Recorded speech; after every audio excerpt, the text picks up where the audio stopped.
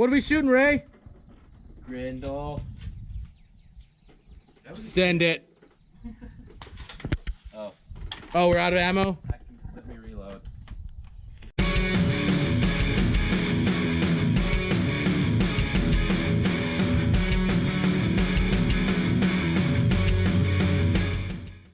All right, what's up, everybody? This is Ray with Desert Wind Outfitters. So we had a lot of interest in this rifle because we did a short video about it and posted it up on our Facebook and our Instagram, and people were wanting to know a little bit more about it. And so we decided, why the heck not? So we're going to do another video about it.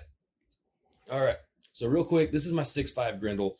Those of y'all that know me know that this rifle spends more time with me than just about anything else I own. It's usually in the passenger side of my pickup when I'm out in the middle of nowhere, which is quite often. And this is like pretty much my go-to rifle. I carry this thing for everything. Pig hunting, yeah. Deer hunting, yeah. Varmint hunting, yeah. I mean, this thing has quite the impressive body count on it.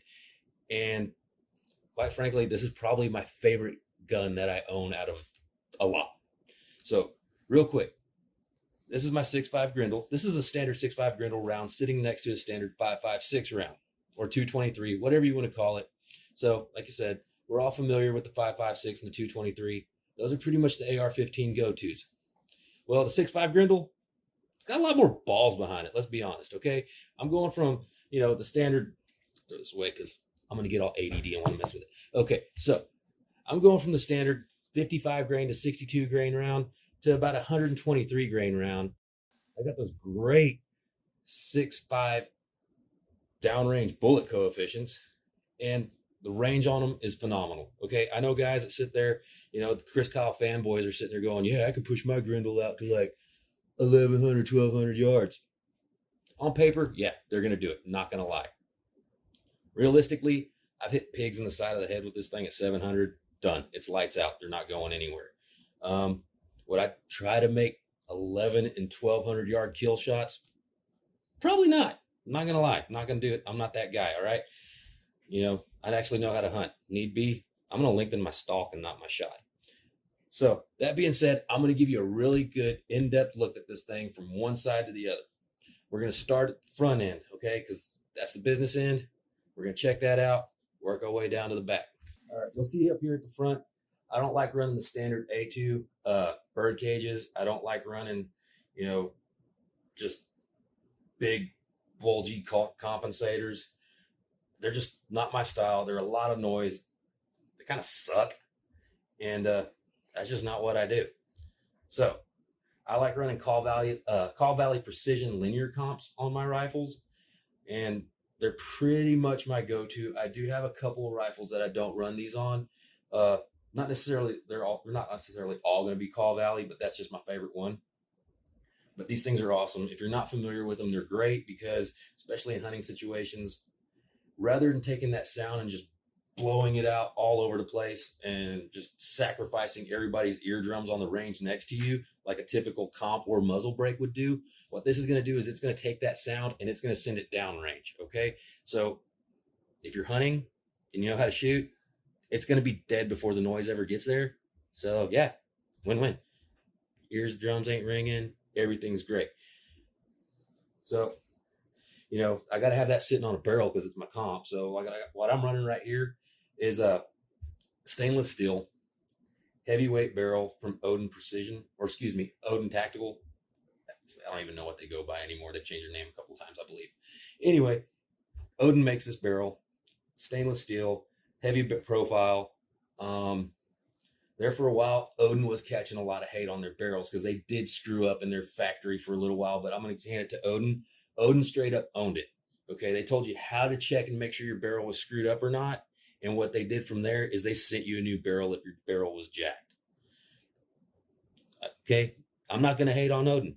They tried to make it right. And the cool thing is, when you're building a gun and you got to chase down parts, they're going to sell you your barrel, your gas block, your gas tube, and your bolt carrier group, all for one money. And I believe sometimes you can actually catch them with the foregrip or rail, whatever you want to call it, all for the same price. And it's a heck of a deal. Okay. Is this gun accurate with that barrel? Yes. This gun is accurate all day long. In fact, we got some video we're probably going to put up. I'm just sitting there ringing steel 500 yards, one shot after another. You know, once you dial it in, you're good to go. This gun, like many other guns, yeah, it's a sub MOA gun. Actually, I'd venture so far to say probably half MOA or better. Most guns on the market, you've heard me say this before, are going to shoot better than the guy behind them. That's the plain and simple truth of it, okay? So all you Chris Kyle wannabes out there, if you can't shoot, there's no sense throwing money at equipment. Most of my ARs that you're going to see me running, I always have a flashlight mounted to the side, or I'll at least have my flashlight mount to where I can put my flashlight on there.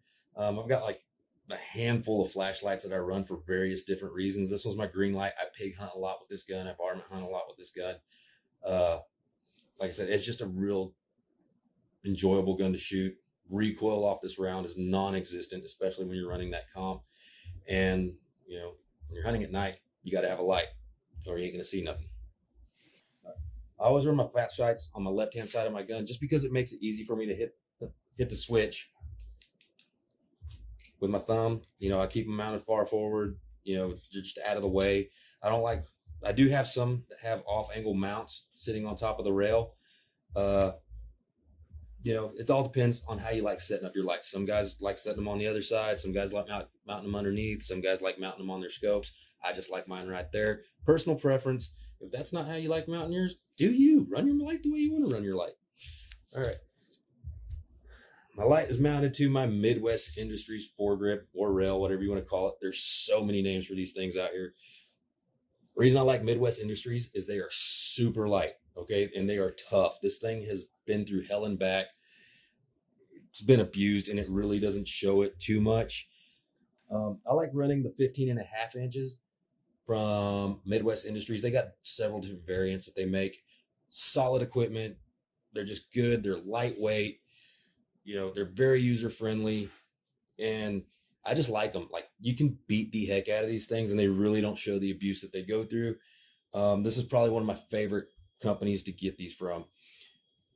That being said, I also like to run the M-Lock versus the Key Mod, okay? Some guys like Key Mod, some guys like M-Lock. You know, it's kind of like Ford, Chevy, Coke, Dr. Pepper. I will say one of the big reasons I run M-Lock is because I don't like looking like I have a bunch of little dicks on the side of my gun. That's just not how I roll. All right, that brings us to my receivers. On this rifle, just like every other rifle that I build, you'll notice that I always use Aero Precision receivers. That's probably some of the best equipment that you can get for your money. These things just run. I've never had issues with them. The fit and function is just phenomenal on them right out of the box. Very user-friendly, great company. I can't say enough good things about Aero Precision as a whole. Anything you get from Aero Precision is usually great, spot on. You know, their components are they're just phenomenal for the price that you're going to pay for them. Not going to lie. Going into my receivers, I just run a standard parts kit for my upper and my lower. One thing you'll notice that I do a lot different from a lot of other people is I do always run anti-walk pins for my triggers. For that reason, you know, sometimes triggers, your pins just like to walk. They like to sometimes they just find a way to back out at times. That's just what they do. Well, this just keeps that from happening. They're screwed in, you know, they're hold on to each other. One screws in this way, the other one screws in the other way. That holds them in place, holds the trigger in place good and solid.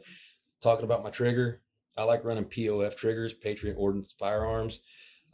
This one from the factory came set at 3.5 pounds. I've messed with mine. I probably got it down to a little bit more like 2.25. You'll see this thing is clear. Nothing going on in there. Look down the chamber just to make sure. It's just a good, clean breaking trigger, not a whole lot of movement. And it does its job. It does its job well. If you're going to build any kind of precision gun, you're going to need a good trigger. That's just the long and the short of it.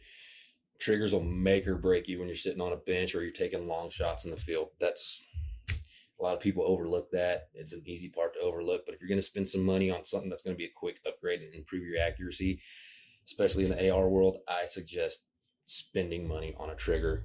I run an ergo grip on this guy as well, just because that's the grip I like. Feels good in my hand. You run what you want. All right, now I'm going to go ahead and open it up real quick and just show you what's going on inside, because a lot of y'all may not be familiar with what a Grendel is. So you got your charging handle and your bolt carrier group in there, just like any other AR pistol or AR rifle for that matter. This bolt carrier group is from Odin as well.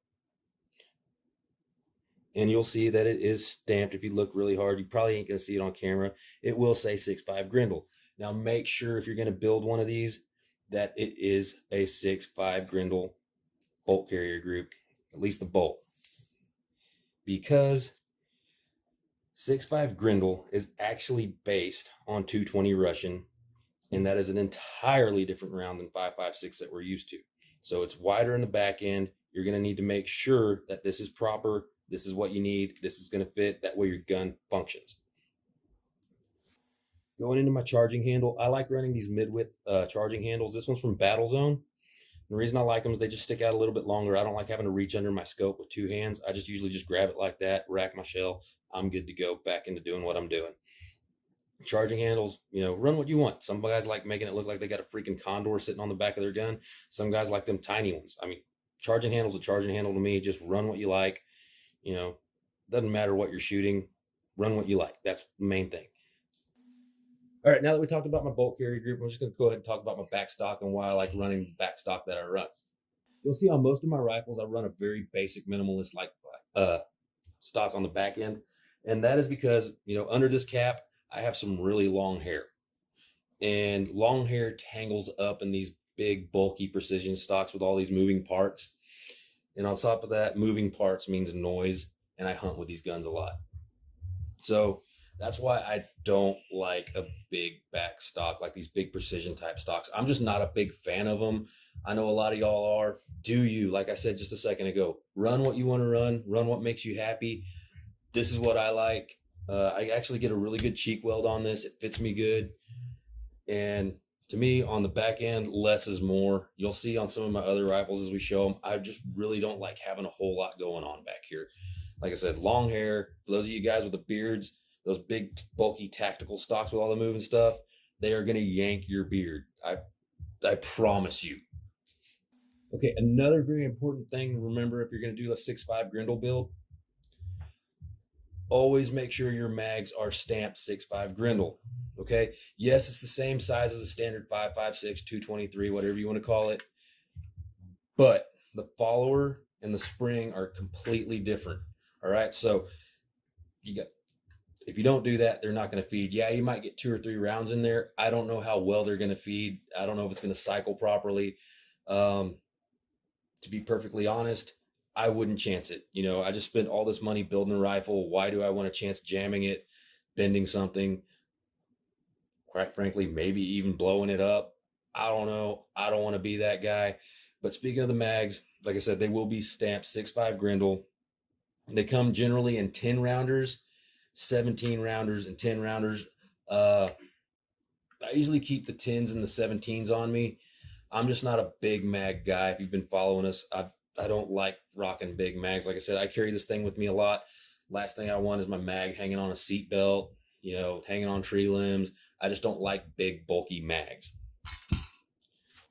All right, and that brings us to my optic.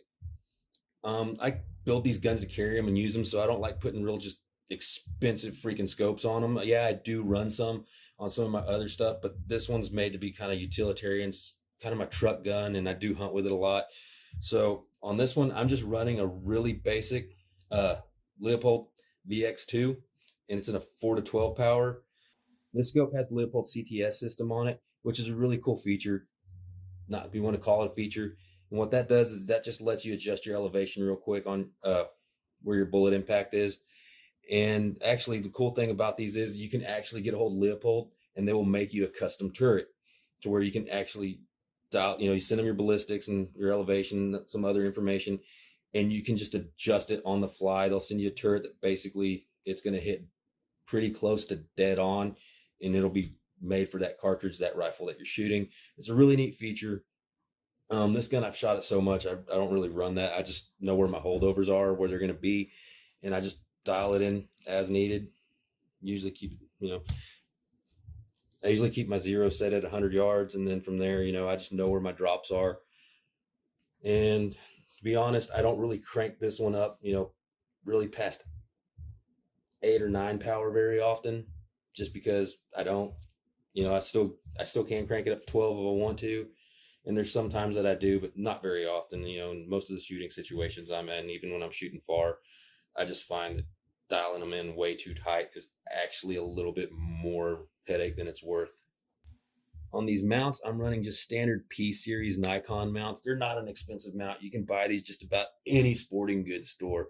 I'm not that big, let's run $300 mount guy. I'm not saying if you like them, go for it. But, this is, like I said, this rifle was made to be utilitarian. That's what it is. I just built it to be a workhorse, and I could use the heck out of this thing. The more you look at it, the more you can tell. Like I said, they're just standard P series mounts from Nikon. I don't even know what they retail for anymore, but they're really not expensive. All right, so this is my 6.5 Grendel. Love this gun. Shoots phenomenally well. Built at a pretty decent price. Way cheaper than going out and buying one on the shelf. Last one I seen on the shelf it was mail order. Probably ran about $3,400, and that was just one that was built slightly comparable to this one. Like I said, if you know how to build, you're going to get the price way down by doing a lot of the work yourself. Parts are out there, easy to get, and building the gun was a lot of fun in my opinion.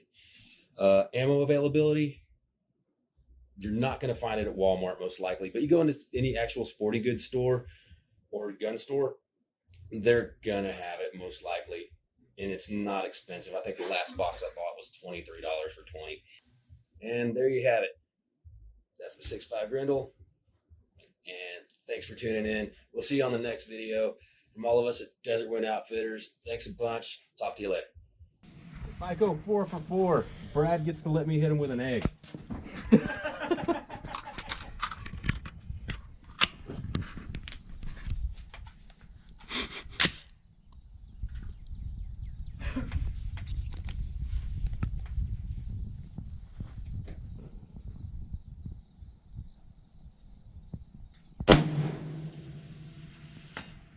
Ding.